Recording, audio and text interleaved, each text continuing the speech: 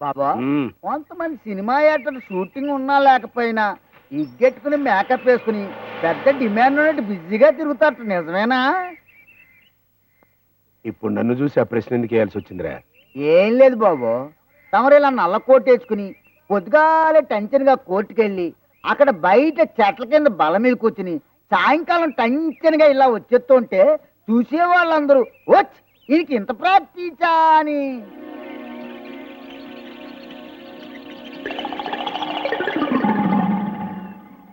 ఏమన్నా అన్నారా? అనలేదు. ఇప్పుడు అంటున్నా అయ్యగారు వచ్చేస్తున్నారు. 70 నమస్కారం ఏకాంబరేశ్వర గారు.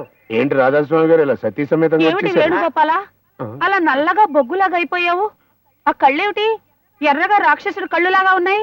చూసారా, పూతన పాలు పట్టడంతో ఎలాంటి మార్పు వచ్చేసిందో నా స్వామికి. నీ బొంద, ఈయన శ్రీకృష్ణుడు కాదు.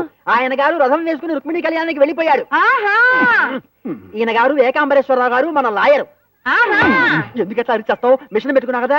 ఆహా. ఇప్పుడు ఎంగేజ్ చేశా. థాంక్స్. దీని సంగతి తర్వాత చెప్తానండి. ఇంతకీ నేను ఎందుకు వచ్చానంటే, మా నాన్నగారు కీర్తిశేషుడు రంగస్వామి గారి పేరుతో ఒక కాలేజీ పెట్టాను కదా. విన్నానయ్యా, హైగ్రీవరాజ్ చేతిలోనే కదా పెట్టావు. మనకి 2 కళ్ళు ఉంటేనే అన్ని సరిగ్గా చూసుకోలేకపోతున్నావు. ఒంటికన్నోడు ఏం చూసుకుంటాడని ఆడి చేతిలో పెట్టావు.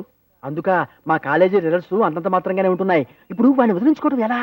చాలా కష్టం. నీకు ఎంత కావాలంటే అంత తీసుకో, కానీ ఆ కాలేజీ మొత్తం తన సొంతం అయ్యేట్టుగా చూడమని కాళ్ళు ఏళ్ళు పట్టుకుని బతిమాలుతున్నాడు.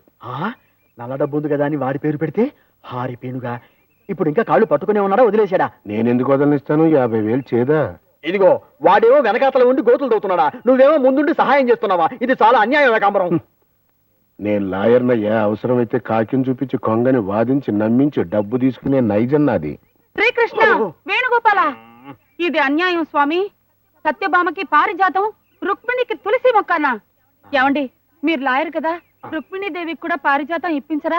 అలాగే చూడు రాధాస్వామి, నేను చాలా సెంటిమెంట్ ఉన్న దుర్మార్గుండయ్యా. నీకు న్యాయం జరిగేట్టుగానే చూస్తా.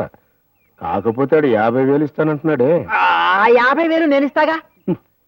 నువ్వు కూడా 50,000 అంటే?